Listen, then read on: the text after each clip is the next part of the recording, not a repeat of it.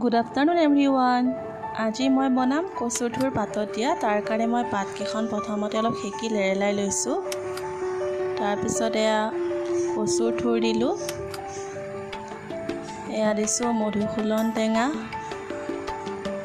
তাৰপিছত মচুৰ দালি কেইটামান দিলো মায়ে দি আছে দেই এয়া নহৰু কেইফুটামান দি দিলো থেকেৰা কেঁচা জলকীয়া এতিয়া এইখিনি ধুনীয়াকৈ বান্ধি ল'ম একেবাৰে টাইটকৈ বান্ধি ল'ব লাগিব যাতে খোল খাই নাযায় এতিয়া বন্ধাৰ পিছত তাৱাত বহাই দিলোঁ ইলুটি খিলুটি তিনিবাৰ কৰিব লাগিব 3-4 বাৰমান এয়া চাওকচোন ধুনীয়াকৈ সিজি গৈছে